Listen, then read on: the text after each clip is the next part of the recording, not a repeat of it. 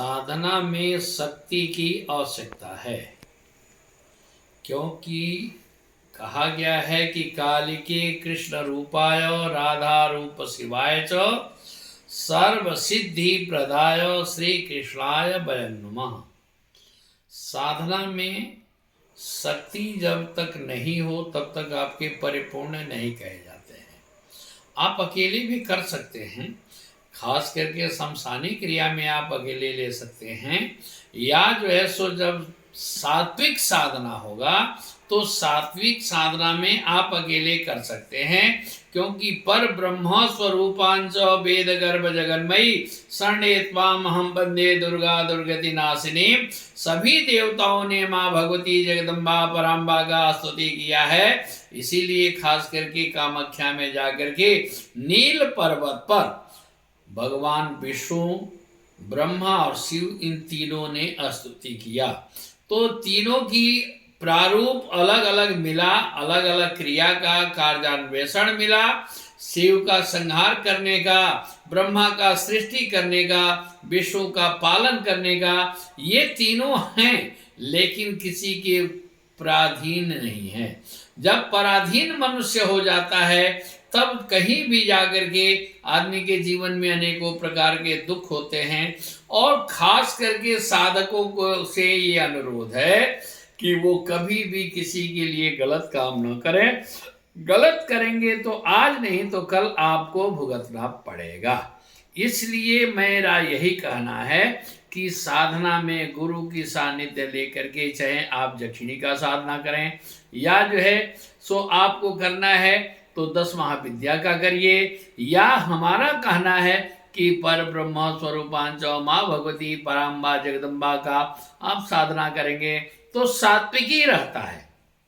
और सात्विकी में न तो आपके परिवार को कोई असुविधा होती है, न आपके लिए कोई असुविधा बनती है। इसलिए कभी भी साधना करना चाहिए तो सात्विकी में रहना चाहिए। सात्विकी में खास करके आप जब जाएंगे तो आपके चतुर्विध पुरुषार्थ को भी प्राप्त होता है। आप वाक सिद्धि चाहते हैं उसके लिए भी प्रक्रियाएं होती है। आपको धन चाहिए तो धन की भी इच्छा होती है। संतान चाहिए, संतान की इच्छा है, तो वो माँ भगवती पराम्बा जगदम्बा में ताकत है, वो पूरा करती है। करने के लिए सभी देवता है, लेकिन जब तक शक्ति नहीं रहे तब तक कुछ नहीं होगा। तो अगर आपको पत्नी चाहिए, अच्छा, उसके लिए भी प्रक्रिया अलग है। आपको पति चाहिए तो साधना में पति के, जिसके विवाह में विलंब हो रहा है, जिसका विवाह नहीं हो पा रहा है, उसके लिए भी प्रक्रिया है। आपको अगर जीवन में सुखमय दाम्पत्य जीवन नहीं चल रहा है, उसके लिए भी है।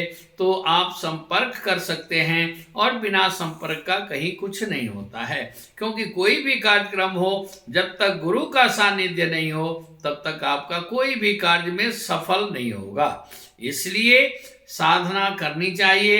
हर गृहस्थी को अपने परिवार के सुख शांति के लिए भी पूजा पाठ करनी चाहिए। पूजा पाठ तो हर आदमी करता है, लेकिन आपकी साधना, आपका मंत्र, आपका पूजा, आपका इष्ट स्वीकार कर रहा है कि नहीं कर रहा है, उससे आपके परिवार में कुछ बेनिफिट मिल रहा है कि नहीं मिल रहा है। क्योंकि आपकी मन अशांत है, आपका घर शून्य है, तो आप सोच लीजिए कि मेरी साधना अधूरी है। क्योंकि गुरु की जब तक कृपा नहीं होगी, गुरु का जब तक सानिध्य नहीं होगा, गुरु जब तक आप कहीं भी गुरु आपको कुछ नहीं देगा, प्रदत्त नहीं करेगा, तब तक आपके किसी भी काम में कामयाबी नहीं मिलेगी। अगर परमात्मा चाहता है कि आपको कहीं ना कहीं अपराध करा दे, गुरु द्रोह करा सकता है, गुरु के साथ जो है सो कहीं ना कहीं लांछना वाली बात आ जाती है। आप गुरु के से बैर कर सकते हैं, आपके मन में विकार आ जाता है। ये साधनाओं में कई बार दिक्कत हो जाती है।